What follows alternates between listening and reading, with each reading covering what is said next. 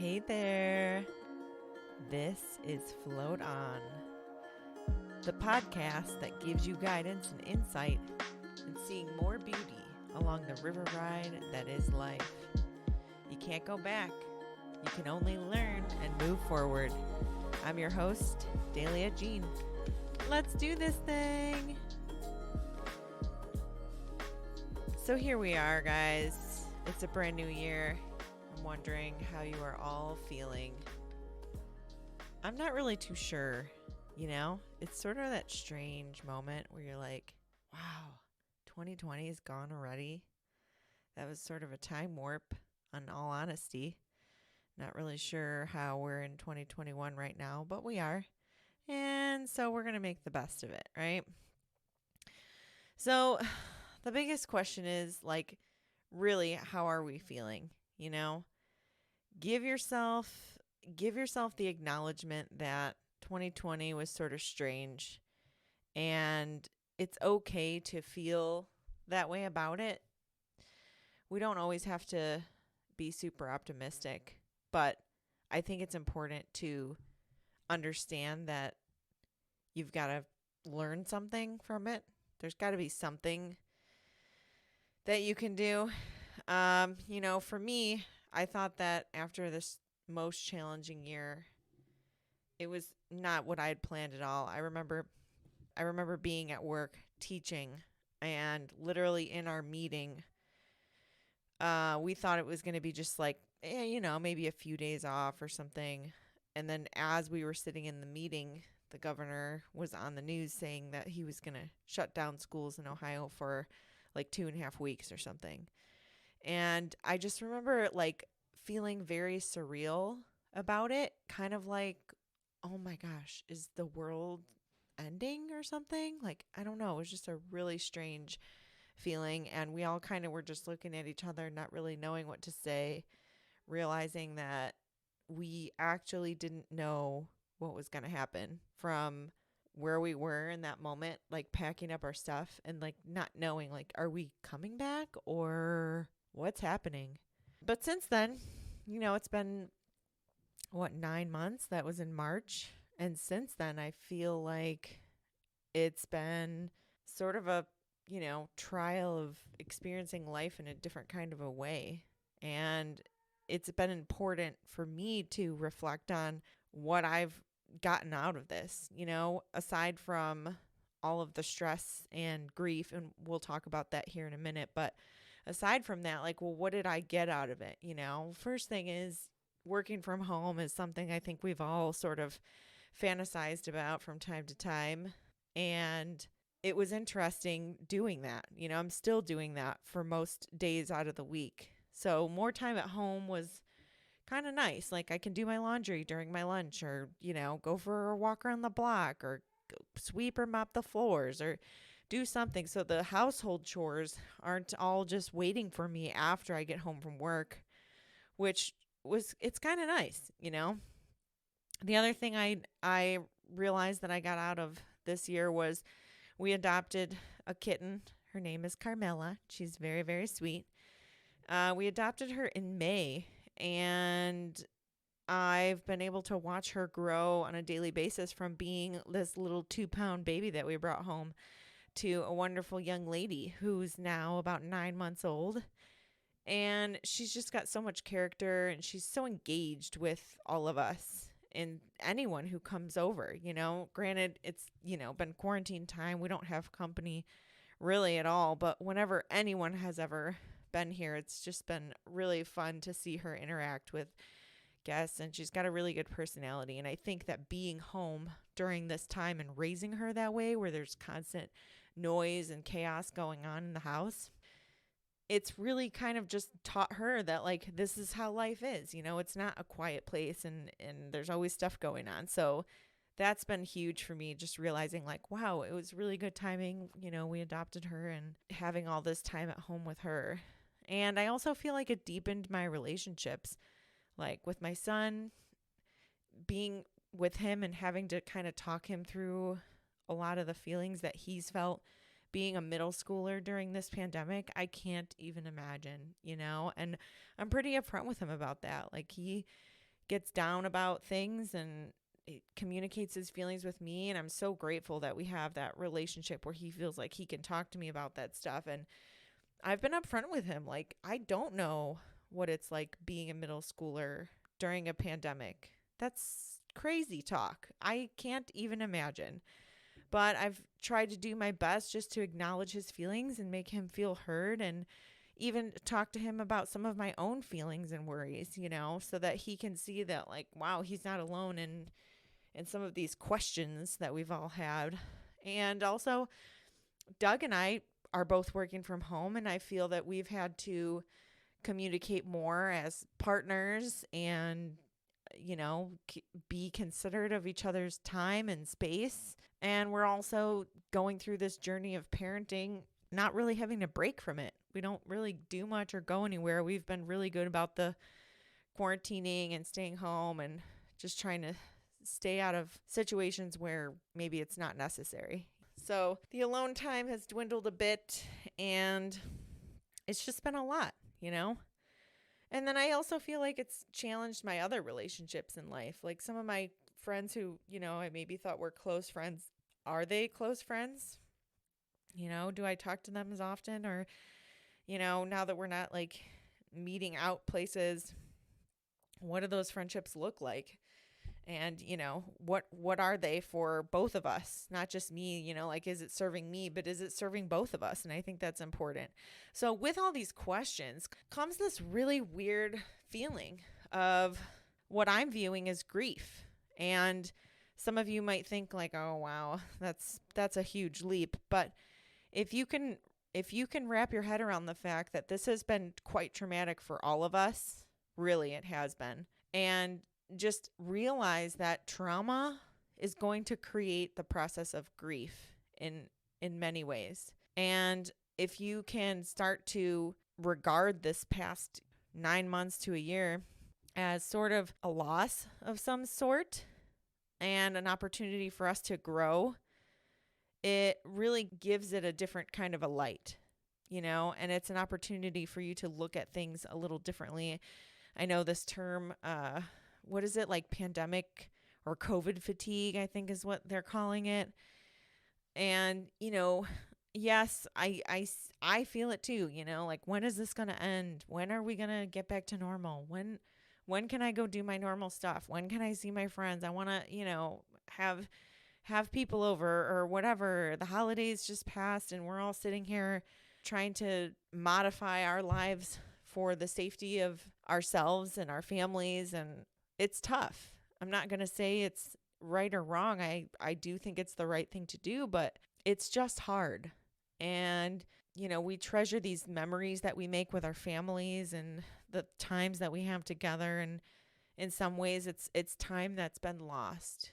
And it's okay to feel grief from that. If you look up the different kinds of grief, the different forms of grief, you've got your stages of grief, which sort of happen, and I guess you could apply them to this, but there's also acute grief and permanent grief. And I think that if you can sort of assess yourself and decide where you are in this experience, then it's going to help you with curbing it and getting past it. So really, there's kind of this acute grief, which is like a less permanent thing. And maybe there's times where you can see positives intermingled along with the challenges. And then there's the permanent grief, which is when you're feeling quite hopeless. Maybe you feel extremely alone, almost like if you truly feel like you say like, oh, things are never going to get better, and you actually believe that, that's permanent grief. So depending on where you are on that spectrum between acute grief and permanent grief, you're going to be able to kind of assess your needs a little bit more. And just know that, acute grief is something where you're going to be able to see those positives and you can start picking them out, where permanent grief, it's quite involved. And either type of grief, I want you to know that it's advisable for you to talk to somebody. I mean, yes, you can call your friends or whatever, but professionals, counselors and things, they're going to have the tools to help guide you toward the light at the end of the tunnel. But the question is, well, what can you do at home to curb grief and begin to heal and get past these things? And there are some things that you can do that are like really simple things. One of the things you can do is maintain your health. When I say that, I'm not just referring to like one part of your health. I'm thinking like your whole health. Nutrition is huge. What you put into your body is what you are going to get out. That saying, you are what you eat. Trust me, I can attest to that 100%. And I'm going to actually talk a little bit more about that before the end of this episode. But it's so true. Physical activity is another one. It's a huge stress reliever. It gets your blood moving. It does all kinds of good stuff for your body. And it also ties into, the nutrition and your sleep, which is the third part of maintaining your health. So your physical activity can actually help you sleep better. So if you're having trouble sleeping, ask yourself, am I getting 30 minutes of activity, physical activity a day? And if you're not, that could be a large indicator of the quality of your sleep. So doing those things and maintaining your whole health and kind of just, treating your body with more respect is going to help curb grief. You're going to feel better. You're going to have a better outlook on things. It's super important. Another thing you can do to help curb grief is find meaning and honor your feelings. So what do I mean by that? If we're looking at the whole COVID experience here, finding meaning. I just did that for you guys with my life. Like, what did you get out of it? What do you feel like? There's a lot of stuff that's challenging in this time. And trust me, I know I'm not trying to, minimize anything. People have lost family members and friends. I even have some extended family members who, have lost their lives. So I understand. But if you can look at your life and in somewhere, somehow, find meaning in something. Another thing that I feel like for me in my life, I've had more time at home, and it's really given me that opportunity to find the clear vision of what I really want for my life. I've been more focused on my own health and doing the things that I want to do. I started my master's degree during this pandemic because I realized I want more for myself. And I know that I'm more of a doer than some people. I know that. People tell me that, and I've accepted it, that I have less struggle when it comes to like, hey, I want to do that thing, and I just go do it. Some people have more trouble with that, and there's nothing wrong with that. But if you can find some meaning in your life, some things that you want, it's going to help. It's going to help a lot with curbing that grief of what the heck we're going through right now. And honoring your feelings. And what this means is just like, if you're sad, it's okay to be sad. You don't need to talk yourself out of it. You don't need to convince yourself that there's reasons why you shouldn't feel that way. The more dismissive you are with your own feelings, the more you're going to cycle back through them because you're not processing them. So find the meaning in your experience and honor your feelings. The last thing you can do, and there's tons of stuff you could do, but these are just the big ones that I feel are like really important, is communicating your needs. Everybody grieves differently. And the more clear you are with the people you care about, who are close to you, who spend time with you, who live with you, whoever they are, the better everyone is going to feel. You have to communicate your needs. Don't bottle it up. Don't think that you should just be fine getting through this. This is a big deal. This is something that has not happened for over 100 years. And there's a good chance that it might not ever happen again. I know there's a lot of stuff floating around in the news, but the reality is that a worldwide pandemic isn't something that's going to just keep happening over and over and over again all the time. It's just not how it works, guys. Okay, so try to breathe out. Figure out what you need on any level, whether it's physical needs, emotional needs, professional needs, personal needs, relationship needs, whatever it is, you got to figure that out.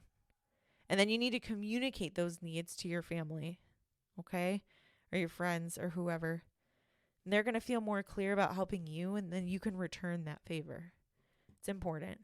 You can learn more about grief. I have a linked resource in my show notes from Psychology Today about grief and this way to kind of regard grief and decide where you are and how to get past it. But if you're feeling like this is just a tough time, you don't know what to do, you might be grieving, and it's okay. It's okay to work through that. The sooner you can admit that to yourself, the better off you're going to be. But here we are. Let's look ahead to 2021, right? And figure out what the heck's going to happen. We're looking ahead. There's a lot of uncertainty. A lot of people in the new year set resolutions. It's a pretty common habit. What's your resolution? Oh, what's yours? What are you going to do? Oh my God, here's what I'm going to do. People post on, oh, I'm posting this here to keep myself accountable. Well, here's my opinion. Resolutions, they suck. They totally suck. I hate resolutions, and here's why I say that. And I've learned a lot the past couple of years about bettering myself, making progress, learning new things, just generally progressing in life. And I can tell you that there's some little tricks you can do to have a better experience when it comes to your, quote, resolutions. I choose not to call them that. They are goals. And there's actually a difference. So if you can just decide for yourself, you know what, I forget the resolutions. Those are for chumps. I'm gonna set some goals for myself. So here's the difference, and this is just a basic thing. Now, there's exceptions to this. Like, can you set a resolution that resembles more of a goal? Of course you can. But in their base structure, resolutions are different from goals in this one important way. Resolutions are usually based on an all or nothing approach. So, for example, you'll say, I'm going to do this from now on. Here I am. It's the first day of 2021. And from this point on, I'm doing this, whatever it is. Maybe you're going to walk for 30 minutes a day, or you're going to do 50 jumping jacks, or you're going to, I don't know, floss every day, right? Something super basic. Or a resolution is that you won't do something anymore. So a pretty common one would be like, I'm quitting smoking, right? I'm not a smoker. I'm just giving you an example. But it's something that you say, you know what? I'm not going to do that anymore. Here I am. It's 2021. And the calendar is my source of motivation. The clock ticks over to 12:01 a.m. on 2021, January 1st. And that's all you need. The reality is, though, that's tough. That's a tough way to go. Goals are so much better. They're so much more embracing of who we are as people. We can come from, different walks of life, different levels of motivation, different quirks, different challenges, and we can push through goals. We can set goals that fit us, where a resolution is just so rigid. So goals kind of push us to look at life in a more problem and solution type of a way. Like, what's something that I don't like about my life or myself or whatever, and what is the solution that I want to get to, right? So now we're sort of form-fitting our personal challenges to who we actually are and what we want. That's what a goal does. It helps us see the bigger picture, and it really helps us see what matters to us truly, because you're not going to set a goal that's like abrasive and disturbs your life. Goals are like something you can fit into your day-to-day, and you're like, you know what? This is a goal. I'm going to try and do this. Setting goals gives you a better view of yourself. Generally, they elevate your self-esteem, and you're looking to improve, but it's with meaning. It's not just this thing, like I said, where you're just using the calendar to kind of give you this rigid deadline of, 2021, this is time. Now, to be fair, I've seen people make resolutions and succeed, but for me personally, they are not the greatest. And I think for a lot of people, resolutions are just too abrasive. What's a goal example versus a resolution example? We'll use the example of smoking. It's such a huge challenge for people. I grew up with my grandmother. She smoked her whole life, and she struggled to quit until the end. She really, she got so sick she couldn't smoke anymore. But did she try to quit? Yeah. She failed a bunch of times, and she would talk to me about how hard that was for her, that she knew she was addicted to smoking and how much of a challenge it was to quit. And it was just this mountain that she always saw in a way that she just felt she couldn't climb. And I kind of just felt for her. It taught me as a child, obviously, like, I'm never going to smoke cigarettes, but it's tough. It's so hard to admit that as an adult, I think. And I think it was big of her to talk to me about her feelings in that way, because I learned a lot. So if you say, we'll use the example of smoking. I'm going to quit smoking. It's the new year. That's my resolution. Well, the difference would be if you set a goal, you could say, you know what? Each week I'm going to cut my cigarette intake by 1. So for example, if you smoke, let's say you smoke 8 cigarettes a day on average. Well, then the first week, smoke 7 cigarettes a day and then cut it down to 6. And then the next week, 5. And keep going. Keep going. And the reason why I say keep going is because you're going to get to the point where you maybe are smoking 1 cigarette a day. And that decrease in your nicotine intake is gradual, it's doable, it's approachable. And you're also setting a goal that has deadlines. You're saying each week I'm cutting it down 1. You're not saying I'm going cold turkey. Now, I know a lot of people say cold turkey is the only way to go with smoking. Honestly, I can't speak on that because I've never been a smoker. But if that's true, and this is a horrible example, then touche. But you could use this mentality with anything. It could be whatever you're trying to do. Maybe you're trying to walk 5 miles. Okay, well, the first week, walk 1 mile or walk as far as you can. See how far you can go. And then the next week, walk 2. Walk 3 times a week and say each week I'm going to go another mile. You will be surprised how much progress you make. So I'm just giving you examples here, guys. Like I said, I don't know if cold turkey is the way to go. It sounds really hard, but maybe it's true. I know with sugar, it's true. I've found that quitting sugar is easier if you just go cold turkey. Sugar is horrible. It is so hard to stop, but if you go cold turkey, it does work. So maybe that's how smoking is. I don't know. My point is goals are better than resolutions. Really, you know, if you look at a failure in the structure of a goal, it's kind of just like a minor setback. Whereas if you've got a resolution that you flopped on, you're going to feel like a failure yourself. So now you're embodying that, like, I screwed it up.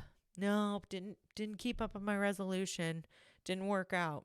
But if you set goals for yourself and you're like, ooh, didn't walk that extra, you know, I didn't walk 3 times this week. Next week I got to do better. Next week I got to do better. So you're not just muddling down into a puddle of self-pity and deciding that you're a piece of trash and you can't do this. You got to be fair with yourself. An example for me personally is publishing my children's book. I worked really hard on publishing my first children's book, and I have more planned. I mentioned this in the first episode, I think, but it's called Be Still, Love Nature. And it's a little book that I wrote. It's a story that I wrote from my soul as a teacher, as a mom, seeing kids grow up without nature in their lives the way that I had it. You know, I was in the woods every day pretty much. And I just feel like times have changed. It's not just the kids, you know, it's not just that they want to sit inside all the time. Times have changed. As a parent, I don't feel comfortable letting my kid wander off into the woods down the street, just telling him to be back by dark. That's not a thing. Okay, maybe when they're teenagers or something, but when you've got little kids, that's not really a thing that we feel safe doing in this world anymore. And obviously, to each his own, but personally, not something I felt comfortable with. So how do we get our kids to have this relationship with nature? It's been a challenge. It's been a focused effort to take my son to the park with me and say, this is what you do. This is what you do when you're in nature. You take it in. You listen to the sounds. You don't put your earbuds in. You listen. There is sound around you. Hear it. Feel it. Feel the air. Breathe it in. Take deep breaths. Pick up the leaf. Feel it in your hand, the stone, the water. Put your feet in the creek. Stuff like that. So I wrote this book. It was just something I've been kind of feeling for a while, and I wanted to do it. I couldn't decide how I wanted to write it. Like first person? Do I want to have a character? Whatever. And one night I was just laying in bed with my little journal, my idea book where I just dump stuff. And I'm telling you, it came out in about an hour. And I couldn't believe it. I was like, holy crap. I just wrote my children's book. And then I remember I took it to work and I let an English teacher read it. And he was like, this is sweet. What are you waiting for? Do it now. And I just was kind of overwhelmed. I couldn't believe that I actually wrote a children's book. And the strange thing is, immediately when I wrote it, I could see in my head how I wanted to illustrate it. So that was really cool. So I let a few other friends read it, and it just became this thing where everyone was like, you have to do this. And I felt it too. I agreed. I was like, you're right. I do have to do this. So I've been in the art business, you know, making art and selling art and stuff for a while, but a book, I was pretty clueless, guys, not going to lie. So what did I do? I had to approach this in some way. I knew it was going to be a journey. So I started to kind of read into like, what does it take to publish a book? Should I go to a publisher? Should I self-publish it? What does the illustration process look like? What do I want my illustration process to look like? Because above anything, above writing or whatever, I am an artist. I'm a visionary. I see things. That's how I explain things. I have to draw them out. I'm just a visual person. So I had my own ideas for how I wanted to illustrate it, and I did it. I did it differently than I've ever seen a children's book done. I illustrated all of the pages so that they connect into a panoramic view. And I actually sell like a coloring book set on my website where you can color and assemble this in this way so that it's one panoramic view. And it's pretty sweet. I love it, and I'm very proud of it. But the whole publishing part was something I had no idea what I was going to do. Like the ISBN numbers, I had no idea where to get those. All the information that you need if you want your book listed in a library. How do you do that?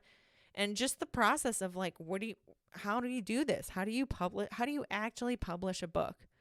So it's legit. And, I had to find my way. So I started listening to podcasts about publishing. There's free knowledge everywhere, guys. I keep telling you, YouTube, podcasts, people share knowledge. That's what I'm doing with you right now, right?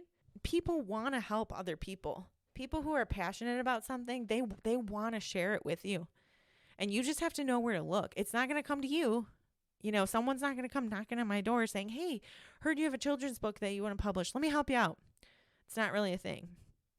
So yeah, ultimately, you have to pick and choose the knowledge that you want to go out and get. You have to reach for it yourself. You have to do the research, spend the time. But like I said, podcasts are so great because you can learn while you're doing other things. Like I would learn while I was outside walking. Like I go for walks sometimes 5 miles. I love walking out in nature, hiking around, doing stuff like that, seeing the neighborhood, or doing your laundry. Put your earbuds in, fold your clothes and learn. You could do anything. Cook. I would listen while I was cooking or commuting to work or anything really.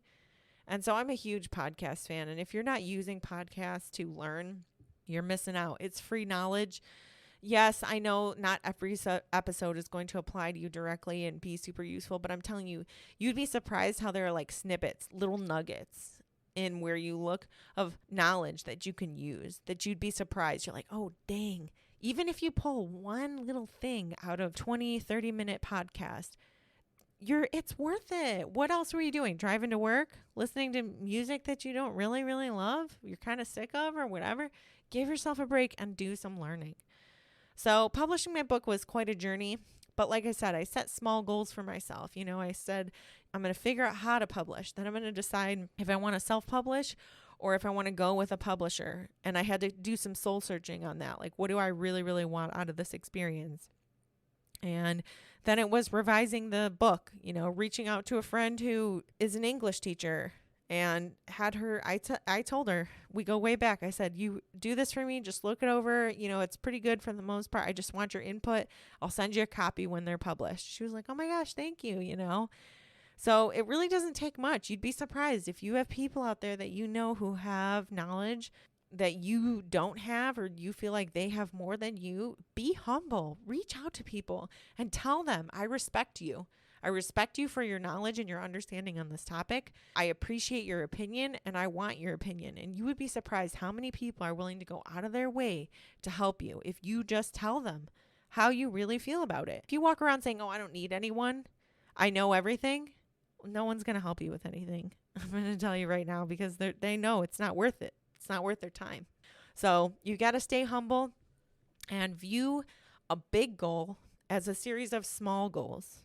After I did the revising, I was actually already doing the illustrating and sort of documenting that process. And I've got some videos I'll post in the show notes of the process. It's a YouTube video that I have a time lapse. So trust me, you won't be sitting there for like months and months watching a video. It's like a few minutes long, but it's pretty cool.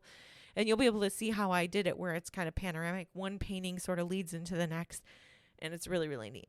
So I'm super proud of that. And ultimately, I want you to think about what your goals are. What are your goals for the year? don't worry about resolutions. And if you're the type that you're like, dude, I never do this, I'm thinking about it. Okay, well, just pick one. Pick one thing that you want to do better. You can always set another one once you conquer that first one. But if you can just pick a little bit of free time out of your day to learn, I call it downtime 101, where you spend your free time incorporating ways that you can learn something new that you want to do to better yourself. Like I said, podcasts, YouTube videos, when you're laying, you're trying to gear down for the night, you just want to relax, I go on YouTube all the time. You should see how many times I'm sitting there learning about new things. Doug does it now too. He's all about learning things online because he's seen me do it for long enough. So I feel that it's a good habit. I know some people don't do cell phones in the bedroom, and I totally respect that. But I think for us, it's an enriching experience because we are so excited about the things that we're learning that we share with each other. And it's really an enriching, it's almost like a bonding experience, like I'll watch his videos sometimes, what he's learning about, and he'll watch mine with me. And it's like time that we spend together. So you make of it what you will. It can be a cool experience for you. It can be worthwhile, or it can be, something that you just aren't into that much. But when you're setting goals for yourself, okay, if you pick a goal that you're going to set for yourself for the new year, it's important not to be too hard on yourself if you don't succeed at first, especially if you're new to goal setting. Goal setting is a habit. It's a process. It's a learning process. It teaches you about yourself, about your inner motivation, and, your hangups. What's holding you back? Some habits are harder to change than others, and it's not as simple as you think. An example for me is like, I've spent a few years, and I'll talk about this in another episode. I'll really dive into it. But my journey through my relationship with food has been long. I'm just going to say that. And, I've had to learn about intuitive eating and stress eating. But what I learned through it, because I knew I was a stress eater, is that it actually wasn't just stress from my life. It was actually stress from feeling like crap from the food I was eating. So I didn't have any direction on what food made me feel good. I was eating things that were upsetting my digestive system. And once I healed my gut, I figured out what was my problem. And I started avoiding those foods. I actually felt better from eating. So eating became a source of enjoyment for me. And I was able to consume with more intention and more presentness because I was, in a better place in general. So my stress eating actually it was like a reverse snowball effect. Like it just generally kind of started to run out a little bit. And I do it barely ever anymore because I don't associate food with this thing where I'm stressed. And it's just amazing how I realized that I was stressing about food making me feel like crap. And that was a large part of it. It wasn't just like, oh, I'm stressed about my life. I'm stressed about this. I'm stressed about work. I'm stressed about whatever. I was stressing about stressing, and I was eating because of it. So that's an example of just like, your habits may not just be the surface level of whatever it is. There's like a root to it, and you have to really dig down deep. Sometimes that takes time, and sometimes it takes you failing. Sometimes you have to set a goal and screw up. And then reflect on that and say, like, what did I do? Where did I fail? Where did I fall short? And how can I do better the next time? So you've got to be patient with yourself on this, guys. Please, please, please do not beat yourself up if you screw up, okay? Because it's really just about learning. It's kind of like a haircut. You get it, and if it's not your favorite, well, it grows out. Then you get another one, right? So don't stress too much. Kind of a weird analogy now that I think about it, but it is true, or like I tell my students, don't think of screwing up as like a big deal. It's like burnt toast. If you put toast in a toaster and it's turned on too high and you don't realize it, it comes out burnt. Well, unless it's your last piece of bread and you were like dying for that piece of toast, generally you just put a new piece in, right? It's not a huge deal. It's like, oh, well, shoot. Yeah, I'm wasting food here, but let's put a new piece in and try it. So think of a goal, failing a goal as burnt toast. Don't beat yourself up over it. You don't let that burnt toast ruin your whole day. Don't let a broken goal ruin your whole day either. Just reflect, try to learn from it, and move on. Set that same goal again and see if you can do it the next time. Kick it. Really get it the next time and show them, you got me the first time. I'm going to get you the next time. So on that note, guys, I hope this helps you feel better about grief with this past year of 2020 and feeling recharged and ready to take on 2021 and do something, make something of yourself. Don't let it be a time warp of misery. Make 21 better for yourself. I can't tell you where we're going to be, by the end of 2021. I hope we're back to normal in some ways, but there's really no way to guarantee it. So I don't want to say anything on that note, but I do want you to guarantee that you are going to do something for yourself, something that you want to do for you. Set a goal. See what you can do. Get your rest. Reflect often. And use the hindsight that you gain from past experiences to guide you for a better future. That's so important.